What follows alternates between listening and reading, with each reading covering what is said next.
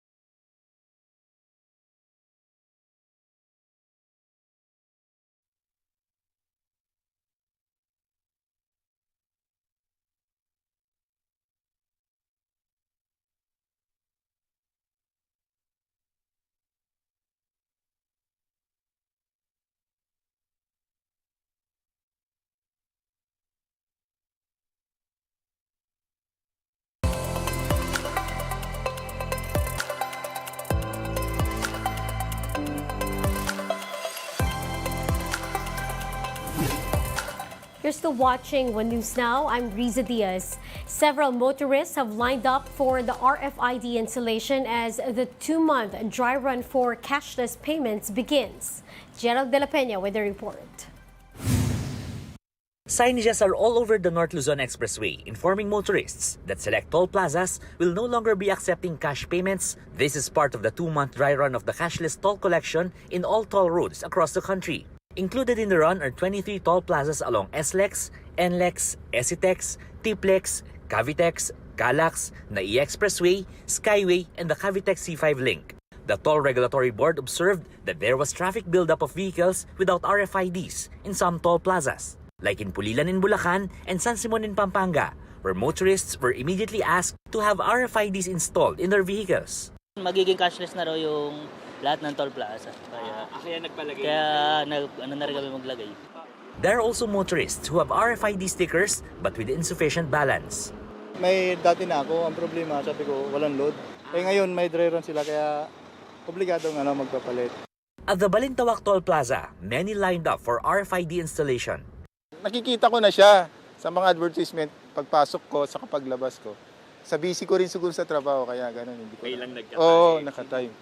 The TRB said RFIDs are not mandatory as of now, but it will be eventually. Meron pa po tayong sinusunod na addendum dito sa department order na we should still allow at least a gasoline that is listed or napalitan at naamendahan. Nung walang mga RFID ay hindi na natin pwedeng papasukin sa darating na panahon.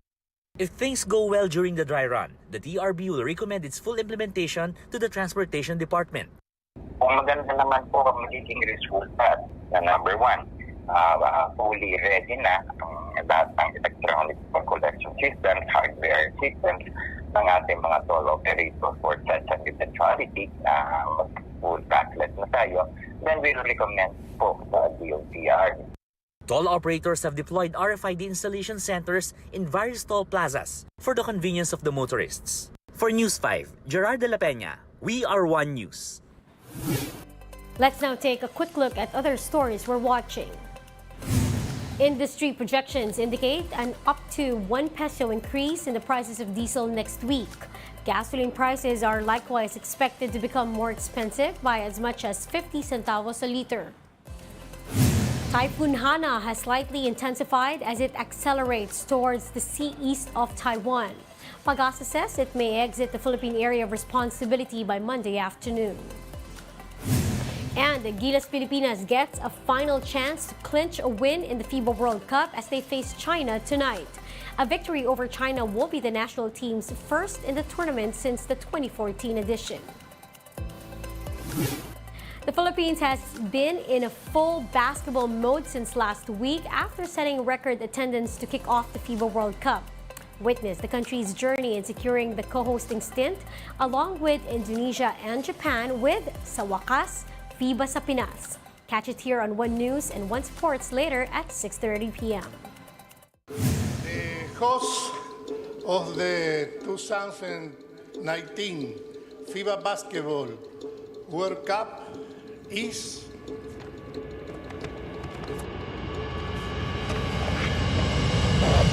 China.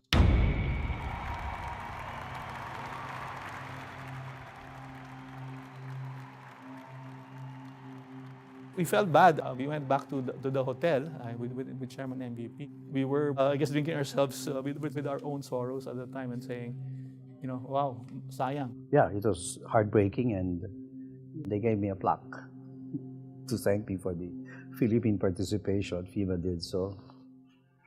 Yeah. We did not let go of the dream. And then now, we're hosting it.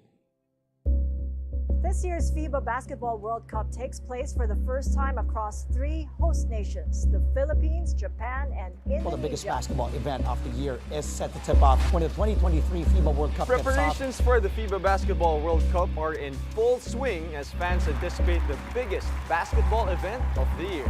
Determination lang. Magic eh. It was just magic. There was a lot of blood, sweat, and tears because the country's reputation, our people's reputation, were at stake. We can't fail the Philippines.